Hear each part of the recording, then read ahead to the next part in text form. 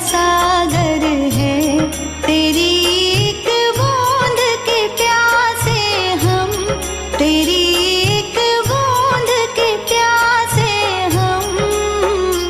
लौटा जो दिया तूने, लौटा जो दिया तूने, चले जाएंगे जहाँ से हम, चले जाएंगे जहाँ से हम। तू प्यार का सागर है, तू प्यार का सागर है। का सागर है, सागर दया का तू है। तेरे प्यार के सागर में हम तैरना चाहते हैं। तू ही मार्ग है, तू ही सत्य है, तू ही जीवन है मेरे प्रभु। तू ही ज्योति है, जीवन की रोटी है, मेरा हमराही है तू मेरे प्रभु। मेरी चाहत तू, मेरी आरज़ू तू, मेरा हौसला है तू मेरे प्रभु। सजदा करूँ तुझे मैं हर पल मेरे संग रहना प्रभु। खुशियाँ, इज्जत और सुकून जिंदगी को खूबसूरत बनाती हैं। ईश्वर आपकी जिंदगी में इन तीनों में किसी एक की भी कभी कमी ना आने दे। आइए एक बेहतरीन सुबह की शुरुआत प्रभु भक्ति में लीन होकर करें।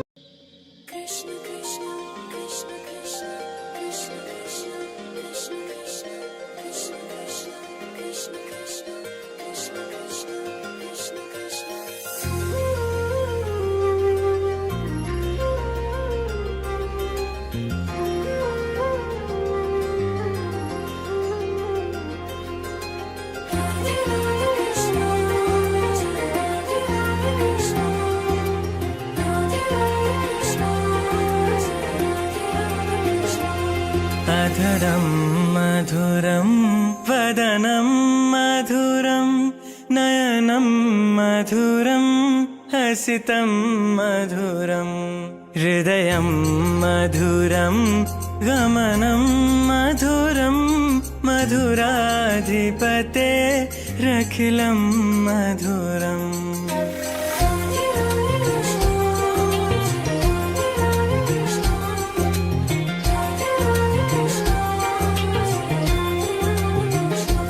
अधरं मधुरं वदनं मधुरं नयनं मधुरं हसितं मधुरं हृदयं मधुरं गमनं मधुरं मधुराधिपते रखिलं मधुरं मधुराधिपते रखिलं मधुरं वचनं मधुरं चरितं मधुरं वसनं मधुरं वलितं मधुरं चलितं मधुरं भ्रमितं मधुरं मधुराधिपते रखिलं मधुरं मधुराधिपते रखिलं मधुरम्।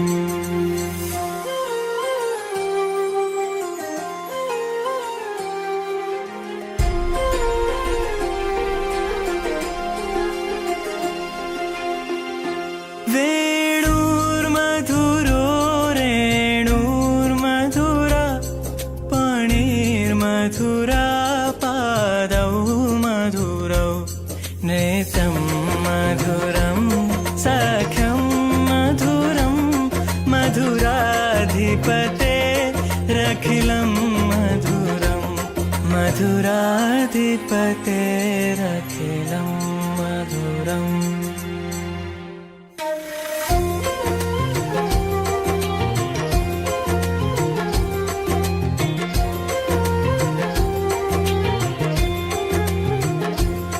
गीतं मधुरं पीतं मधुरं भुक्तं मधुरं सुप्तं मधुरं रूपं मधुरं तिलकं मधुरं मधुराधिपते रखिलं मधुरं मधुराधिपते रखिलं मधुरम्।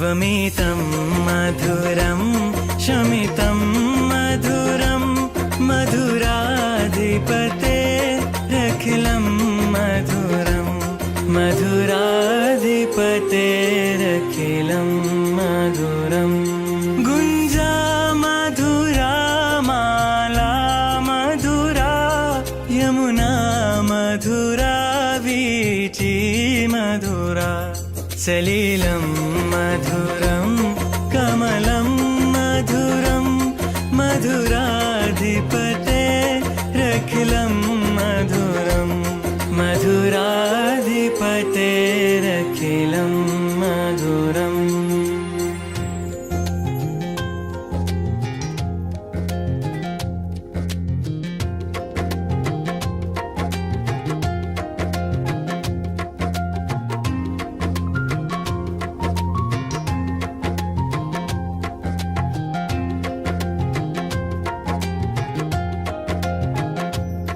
गोपी मधुरा लीला मधुरा युक्तं मधुरं मुक्तं मधुरं दृष्टं मधुरं श्रेष्ठं मधुरं मधुराधिपतेरखिलं मधुरं मधुराधिपतेरखिलं मधुरम् गोपा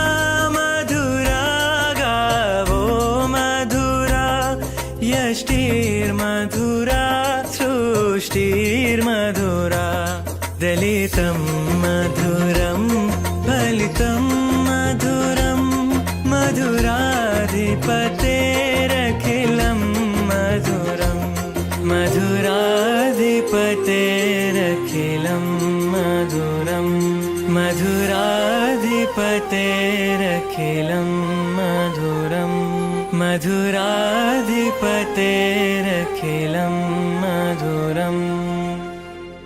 ਉਸ ਮਨੁੱਖ ਦੀ ਤਾਕਤ ਦਾ ਕੋਈ ਵੀ ਮੁਕਾਬਲਾ ਨਹੀਂ ਕਰ ਸਕਦਾ ਜਿਸ ਦੇ ਕੋਲ ਸਬਰ ਦੀ ਤਾਕਤ ਹੈ, ਕਿਉਂਕਿ ਉਸ ਦੀ ਜ਼ਿੰਦਗੀ ਦੇ ਵਿੱਚ ਜਿੰਨੀਆਂ ਵੀ ਤਕਲੀਫਾਂ ਪਰੇਸ਼ਾਨੀਆਂ ਕਿਉਂ ਨਾ ਹੋਣ, ਪਰ ਜੇਕਰ ਉਸ ਦੇ ਕੋਲ ਸਬਰ ਹੈ ਤਾਂ ਉਹ ਸਾਰੀਆਂ ਪਰੇਸ਼ਾਨੀਆਂ ਦਾ ਰਾਹ ਆਪਣੇ ਆਪ ਲੱਭ ਲੈਂਦਾ ਹੈ।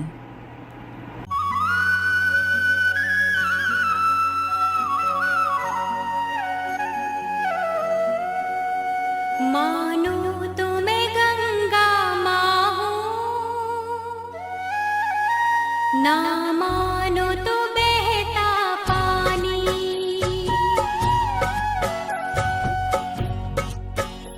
मानो तो मैं गंगा माँ हूँ, ना मानो तो बहता पानी। जो स्वर्ग ने दी धरती को,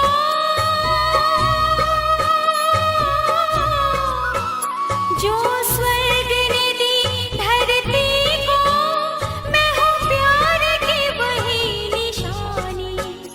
मानो तो मैं गंगा माँ हूँ, ना मानो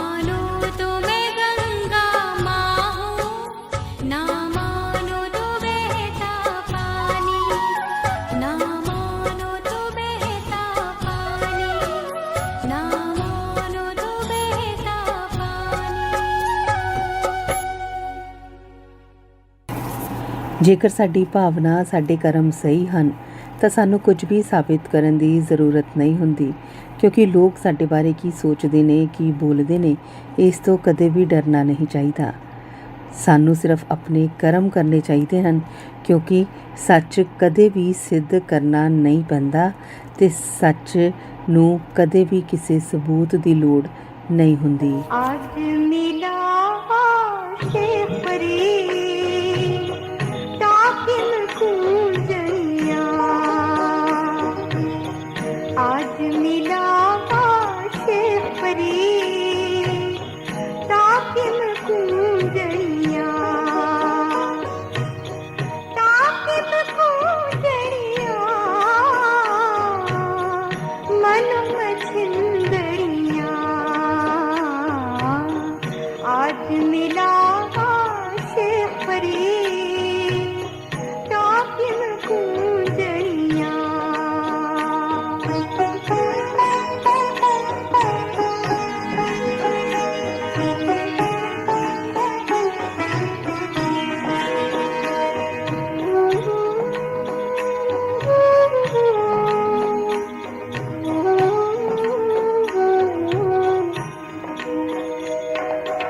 जी जाना मर जाए घूम न आई है, झूठी दुनिया लग न आप जाई है, बोलिए सच कर्म झूठ ना बोलिए, जो गुर दसे वाट मुरीदा जोलिए, है लगते पार बुरी मन चीरिया, कंचन वन्ने पासे कलवत चीरिया,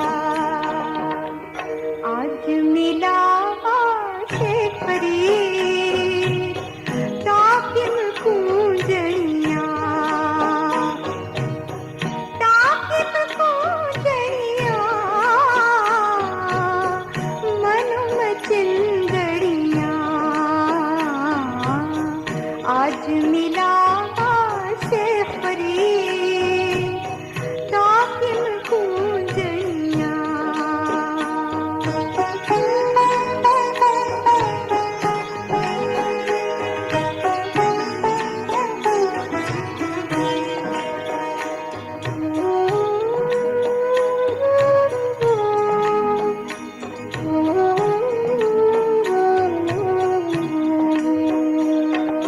शेख हयाती जग न कोई फिर गया, जिस आसन हम बैठे केते बैठ गया, कटक गूंजा चेत डाओ सावन बिजलियां, सियाले सोहंदियां तिरगल बाहनियां,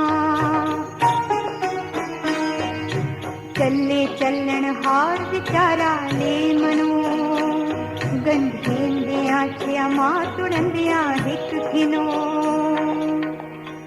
जिम्मी पुछे आसमान फरीदा खेवट किन गए, जालन गोरा नालुला में जी सहे, आज मिला शेख फरीद ताकिन कूंजनिया, ताकिन कूंजनिया मन मचिंदड़िया, आज मिला शेख फरीद ताकिन कूंजनिया मन मचिंदड़िया, ताकिन कूंजनिया। भाव के भूखे प्रभु, भाव ही सबका सार, भाव से अर्पण करो तो पुष्प भी स्वीकार।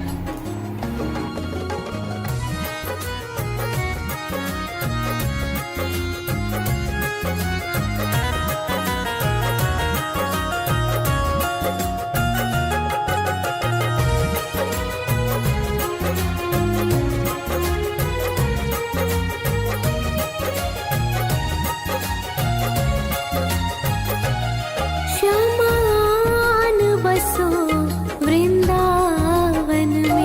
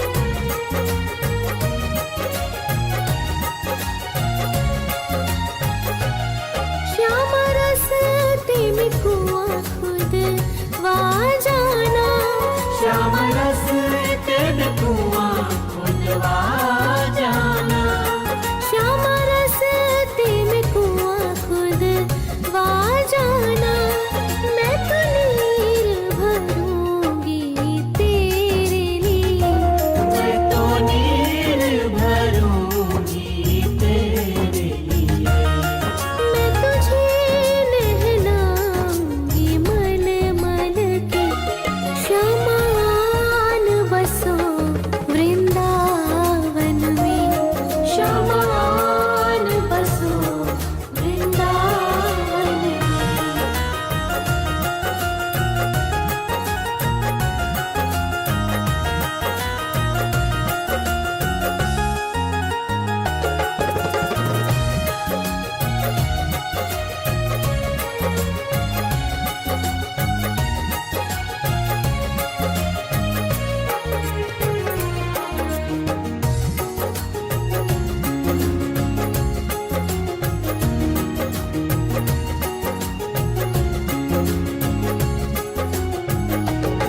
श्याम मुरली मधुर सुना जाना, श्याम मुरली मधुर सुना जाना, श्याम मुरली मधुर सुना जाना, मोहे आके दर्श दिखा जाना, मोहे आके दरस दिखा जाना, तेरी सूरत बसी है अखियन में, श्यामान बसो वृंदावन में, श्यामान बसो वृंदावन में।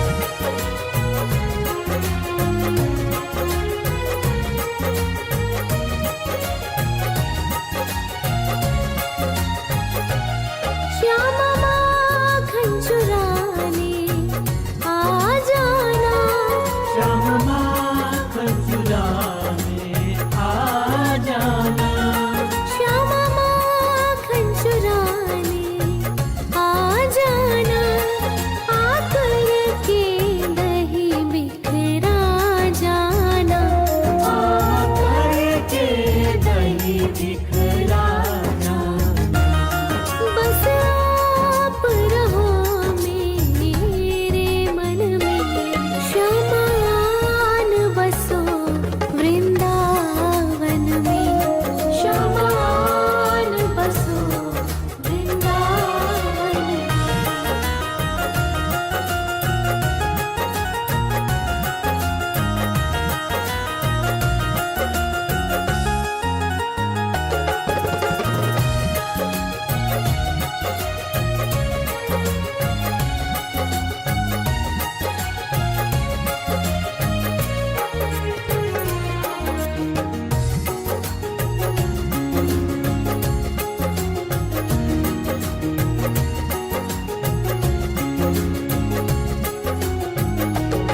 श्याम वृंदावन में आ जाना, श्याम वृंदावन में आ जाना, श्याम वृंदावन में आ जाना, आकर के रास रचा जाना, आकर के रास रचा जाना, सोने गोकुल के गलियन में, श्यामान बसो वृंदावन में, श्यामान बसो वृंदावन में।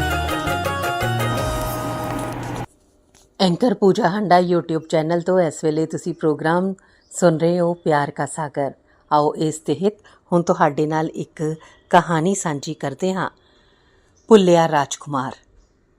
ਬਹੁਤ ਹੀ ਪੁਰਾਣੇ ਸਮਿਆਂ ਦੇ ਵਿੱਚ ਪ੍ਰਭੂਦੇਵ ਨਾਂ ਦਾ ਇੱਕ ਰਾਜਾ ਅਮੀਰ ਤੇ ਸੁੰਦਰ ਦੇਸ਼ ਵਿੱਚ ਰਾਜ ਕਰਦਾ ਸੀ।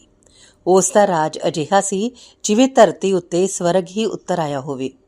ਲੋਕਾਂ ਵਿੱਚ ਕੋਈ ਲੜਾਈ ਝਗੜਾ ਨਹੀਂ ਸੀ, ਨਾ ਕਿਸੇ ਨੂੰ ਕਿਸੇ ਨਾਲ ਨਫ਼ਰਤ ਸੀ, ਨਾ ਹੀ ਕੋਈ ਦੁੱਖ ਤਕਲੀਫ।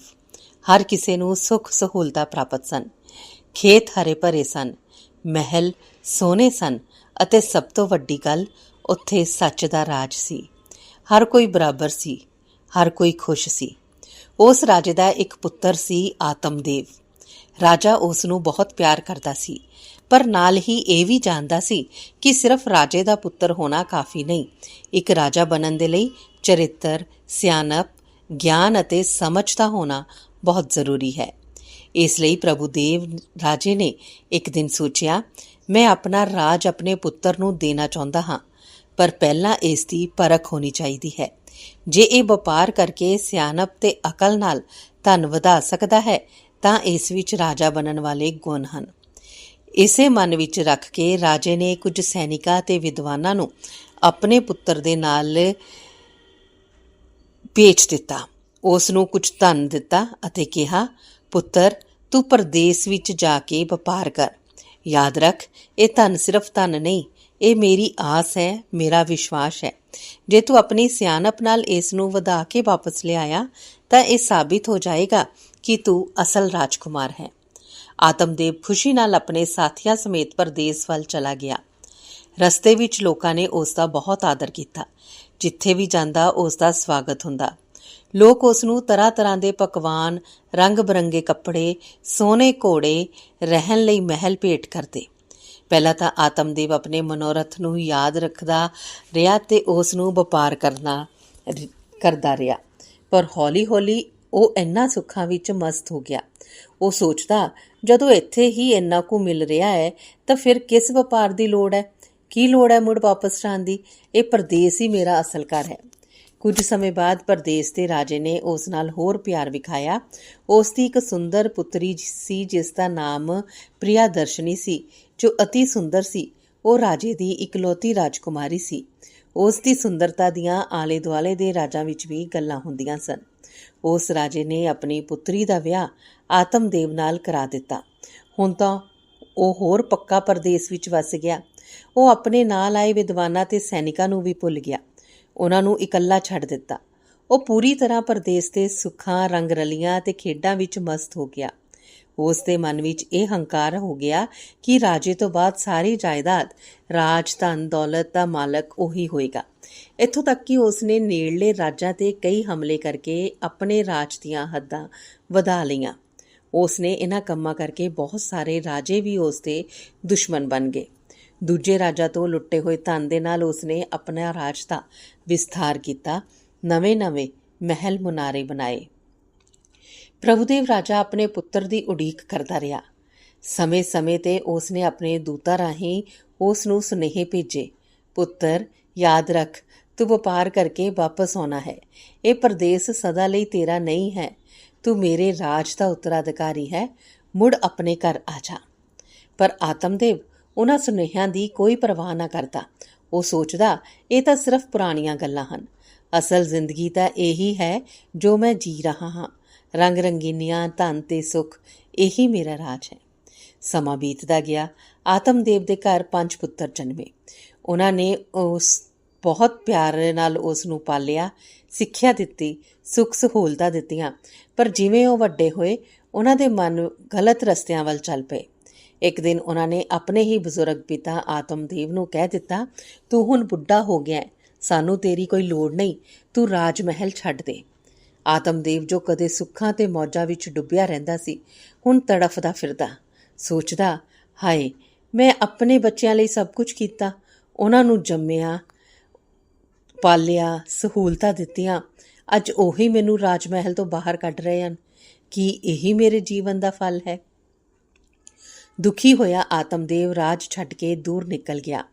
ਉਹ ਇੰਨਾ ਟੁੱਟਿਆ ਹੋਇਆ ਸੀ ਕਿ ਉਸ ਨੂੰ ਇਹ ਵੀ ਪਤਾ ਨਾ ਲੱਗਿਆ ਕਿ ਕਦੋਂ ਉਹ ਗੁਆਂਢੀ ਮੁਲਕ ਦੀ ਸਰਹੱਦ ਪਾਰ ਕਰ ਗਿਆ। ਉੱਥੇ ਦੇ ਸੈਨਿਕਾਂ ਨੇ ਉਸ ਨੂੰ ਦੇਖਿਆ ਅਤੇ ਸੋਚਿਆ, ਇਹ ਤਾਂ ਸਾਡਾ ਦੁਸ਼ਮਣ ਹੈ। ਉਹਨਾਂ ਨੇ ਉਸ ਨੂੰ ਫੜ ਕੇ ਕਾਲ ਕੋਠੜੀ ਵਿੱਚ ਸੁੱਟ ਦਿੱਤਾ। ਹੁਣ ਉਹ ਕਾਲੀ ਹਨੇਰੀ ਕੈਦ ਵਿੱਚ ਬੈਠਾ ਸੋਚ ਰਿਹਾ ਸੀ, ਹਾਏ ਓਏ ਰੱਬਾ, ਮੈਂ ਆਪਣੇ ਅਸਲੀ ਘਰ ਨੂੰ ਕਿਉਂ ਭੁੱਲ ਗਿਆ? ਪਿਤਾ ਦੀਆਂ ਨਸੀਹਤਾਂ ਨੂੰ ਕਿਉਂ ਨਾ ਸੁਣੀਆਂ? ਉਹ ਸੁਨੇਹੇ ਜੋ ਸਮੇਂ-ਸਮੇਂ 'ਤੇ ਮੇਰੇ ਲਈ ਭੇਜੇ ਗਏ ਸੀ, ਮੈਂ ਕਿਉਂ ਨਾ ਪੜ੍ਹੇ? ਅੱਜ ਮੈਂ ਇੱਥੇ ਹਨੇਰੇ ਵਿੱਚ ਪਿਆ ਹਾਂ। ਮੇਰੇ ਹੱਥ ਵਿੱਚ ਹੁਣ ਪਛਤਾਵੇ ਤੋਂ ਬਿਨਾਂ ਕੁਝ ਵੀ ਨਹੀਂ, ਪਰ ਹੁਣ ਸਮਾਂ ਲੰਘ ਚੁੱਕਾ ਹੈ। ਇਹ ਕਹਾਣੀ ਸਿਰਫ ਆਤਮਦੇਵ ਦੀ ਹੀ ਨਹੀਂ ਹੈ, ਇਸ ਕਹਾਣੀ ਸਾਡੇ ਸਾਰਿਆਂ ਦੀ ਹੈ। ਉਹ ਰਾਜਾ ਪ੍ਰਭੂ ਦੇਵ ਕੋਈ ਹੋਰ ਨਹੀਂ, ਸਾਡਾ ਪਰਮ ਪਿਤਾ ਪਰਮਾਤਮਾ ਹੈ। ਉਹ ਪੁੱਤਰ ਆਤਮਦੇਵ ਅਸੀਂ ਹਾਂ, ਜੀਵ ਆਤਮਾਵਾਂ। ਇਹ ਧਰਤੀ ਦਾ ਪਰਦੇਸ, ਰੰਗ ਰਲੀਆਂ, ਧਨ ਦੌਲਤ, ਇਹ ਸਭ ਮਿੱਥਿਆ ਸੁੱਖ ਹਨ। ਰਾਜੇ ਦੇ ਸੁਨੇਹੇ ਉਹ ਹਨ ਜੋ ਪਰਮਾਤਮਾ ਨੇ ਸਾਨੂੰ ਗੁਰੂਆਂ, ਭਗਤਾਂ, ਸੰਤਾਂ ਰਾਹੀਂ ਭੇਜੇ ਹਨ, ਪਰ ਅਸੀਂ ਉਹ ਸੁਨੇਹੇ ਅਣਸੁਣੇ ਕਰ ਰਹੇ ਹਾਂ। ਆਖਰ ਵਿੱਚ ਜਦੋਂ ਕਾਲ ਭਾਵ ਕਿ ਮੌਤ ਦੀ ਕਾਲ ਕੋਠੜੀ ਸਾਡੇ ਸਾਹਮਣੇ ਆਉਂਦੀ ਹੈ, ਤਦੋਂ ਹੱਥ ਵਿੱਚ ਪਛਤਾਵੇ ਤੋਂ ਬਿਨਾਂ ਕੁਝ ਨਹੀਂ ਬਚਦਾ। ਜਿਹੜੇ ਲੋਕ ਪਿਤਾ ਦੀਆਂ ਨਸੀਹਤਾਂ ਯਾਦ ਰੱਖਦੇ ਹਨ, ਉਸ ਦੇ ਸੁਨੇਹਾਂ ਨੂੰ ਸੁਣਦੇ ਹਨ, ਨਾਮ ਦਾ ਵਪਾਰ ਕਰਦੇ ਹਨ, ਉਹ ਆਪਣੇ ਅਸਲੀ ਦੇਸ ਪਰਮਾਤਮਾ ਦੇ ਘਰ ਵਾਪਸ ਆ ਜਾਂਦੇ ਹਨ। ਪਰ ਜਿਹੜੇ ਇਸ ਸੰਸਾਰ ਦੇ ਸੁੱਖਾਂ ਵਿੱਚ ਮਸਤ ਰਹਿੰਦੇ ਹਨ, ਉਹ ਆਤਮਦੇਵ ਵਾਂਗ ਕਾਲ ਕੋਠੜੀ ਵਿੱਚ ਪੈ ਕੇ ਗਲ ਸੜ ਜਾਂਦੇ ਹਨ। ਇਹ ਕਹਾਣੀ ਸਾਨੂੰ ਸਦਾ ਯਾਦ ਦਿਵਾਉਂਦੀ ਹੈ ਕਿ ਸਮਾਂ ਕਦੇ ਵੀ ਖਰਾਬ ਨਾ ਕਰੀਏ।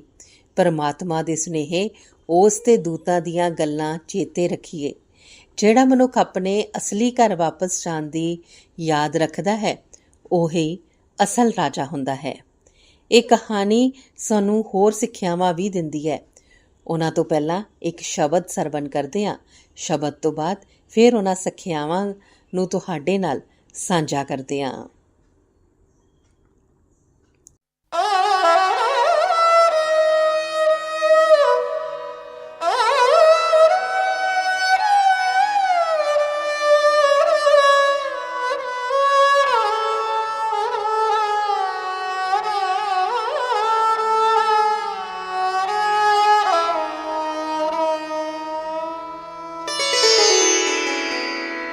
तो सो ननाथ अनाथ नमो सर, तो सो ननाथ अनाथ नमो सर, तो सो नदानी नमो सो भिखारी, तो सो ननाथ अनाथ नमो सर, तो सो ननाथ अनाथ नमो सर, हो सो नदानी नमो सो भिखारी, हो सो ननाथ अनाथ नमो सर, हो सो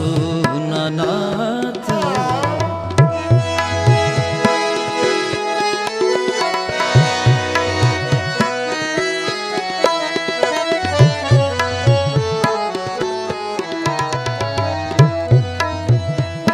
मोसो न दीनु दयाल न तो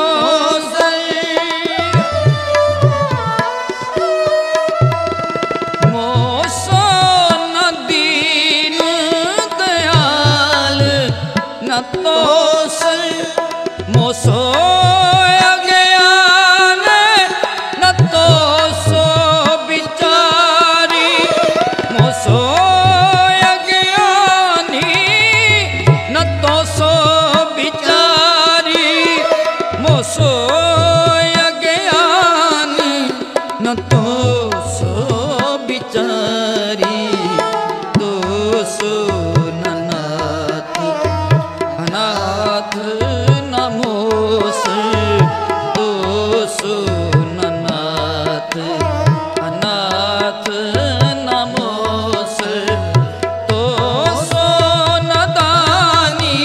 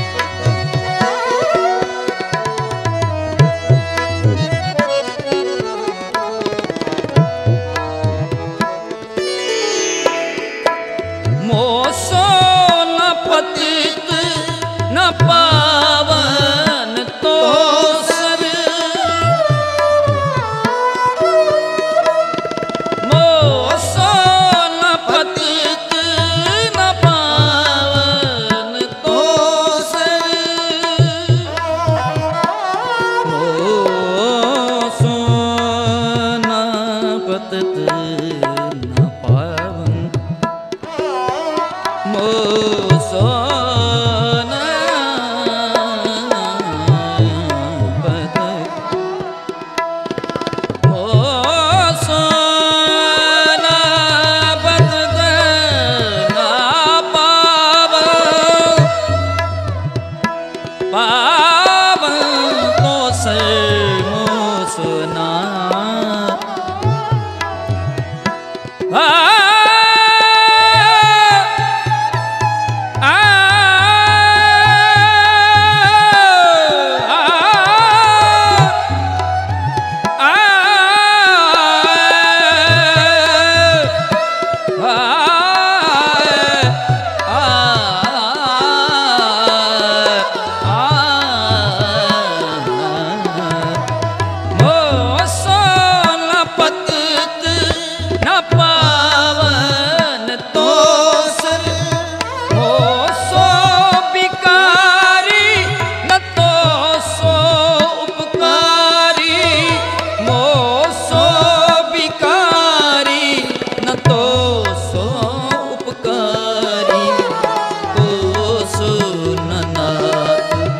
अनाथ नमो संतोषो ननाथ अनाथ नमो संतोषो नदानी नमो सो भिखारी दोषो ननाथ अनाथ नमो संतोषो ननाथ